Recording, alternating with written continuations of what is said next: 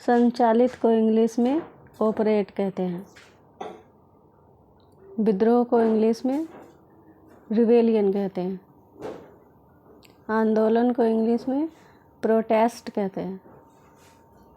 गुलाम को इंग्लिश में स्लेवरी कहते हैं। हटाना को इंग्लिश में रिमूव कहते हैं।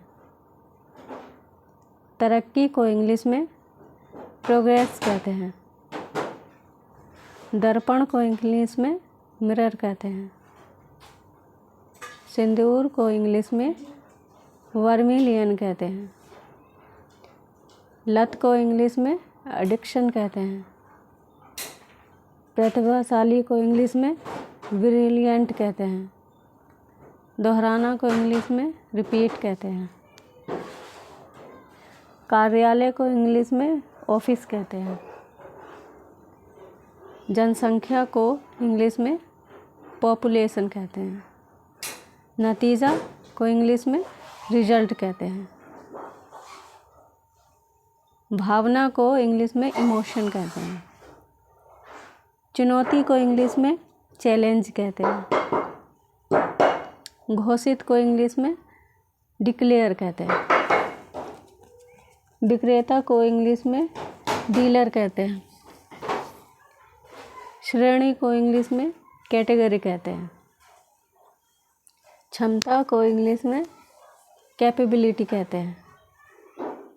आक्रामक को इंग्लिश में एग्रेसिव कहते हैं। सेम को इंग्लिश में बीन कहते हैं। वाक्यांश को इंग्लिश में फ्रेश कहते हैं। ताज़ा को इंग्लिश में फ्रेश कहते हैं। रक्षा को इंग्लिश में प्रोटेक्ट कहते हैं। निरीक्षण को इंग्लिश में ऑब्जर्व कहते हैं। बीच में को इंग्लिश में मिडिल कहते हैं। धातु को इंग्लिश में मेटल कहते हैं। पंख को इंग्लिश में विंग कहते हैं। बिल को इंग्लिश में बुरो कहते हैं।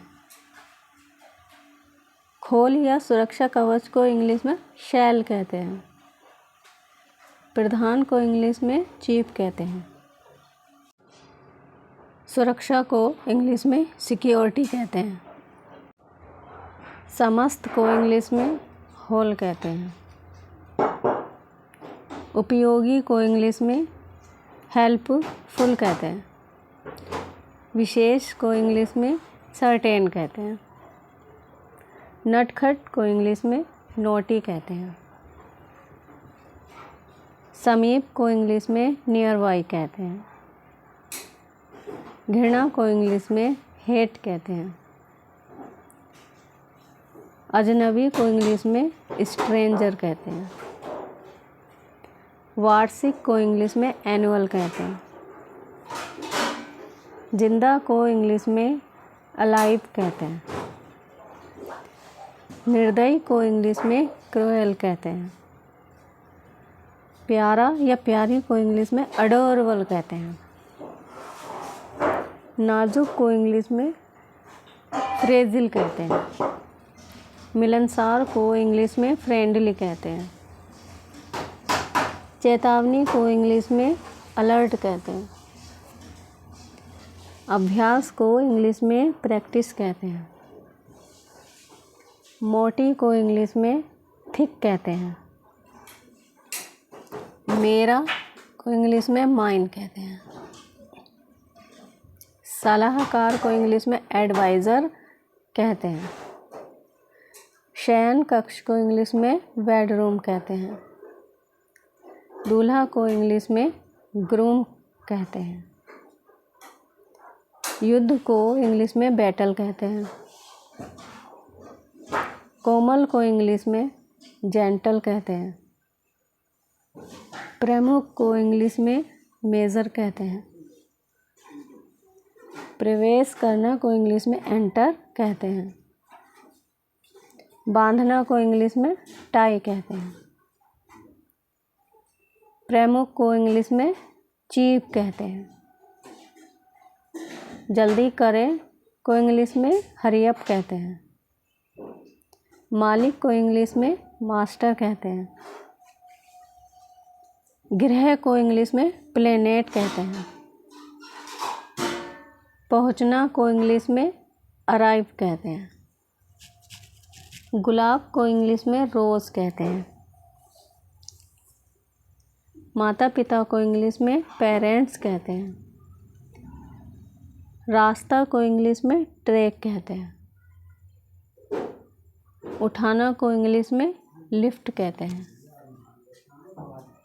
रेगिस्तान को इंग्लिश में डेजर्ट कहते हैं। वर्तमान को इंग्लिश में करंट कहते हैं। हाजिर को इंग्लिश में प्रेजेंट कहते हैं। स्थान को इंग्लिश में स्पॉट कहते हैं। मृत को इंग्लिश में डेड कहते हैं। छपाई को इंग्लिश में प्रिंट कहते हैं। अनुमति को इंग्लिश में अलाउ कहते हैं। हकलाना को इंग्लिश में स्टेमर कहते हैं। नशे में झूमना को इंग्लिश में टिप्सी कहते हैं। खिसियाना को इंग्लिश में गिगल कहते हैं। डगमगाना को इंग्लिश में टोटरिंग कहते हैं। फुसफुसाना को इंग्लिश में विस्पर कहते हैं। तुतलाना को इंग्लिश में लिस्प कहते हैं। बड़बड़ाना को इंग्लिश में मुरमुर कहते हैं। लंगड़ाना को इंग्लिश में लिम्पिंग कहते हैं। कपकपाना को इंग्लिश में शिवरिंग कहते हैं। प्रस्ताव को इंग्लिश में ऑफर कहते हैं। बंदूक को इंग्लिश में गन कहते हैं। उम्मीद को इंग्लिश में एस्पेक्ट कहते हैं। इस प्रकार को इंग्लिश में थस कहते हैं। रगड़ना को इंग्लिश में रब कहते हैं। त्रिकोण को इंग्लिश में ट्रायंगल कहते हैं। मानव को इंग्लिश में ह्यूमन कहते हैं। संकेत को इंग्लिश में इंडिकेट कहते हैं। पकड़ा गया को इंग्लिश में कोट कहते हैं। चौड़ाई को इंग्लिश में विड्थ कहते हैं। तेल में को इंग्लिश में ग्रीसी कहते हैं। खट्टा को इंग्लिश में साउर कहते हैं। ऊंचाई को इंग्लिश में हाइट कहते हैं। लंबाई को इंग्लिश में लेंथ कहते हैं। मसालेदार को इंग्लिश में स्पाइसी कहते हैं। गीला को इंग्लिश में मॉइस्ट कहते हैं। परंपरा को इंग्लिश में ट्रेडिशन कहते हैं। नरम को इंग्लिश में ब्लेंड कहते हैं। समारोह को इंग्लिश में सेरेमनी कहते हैं।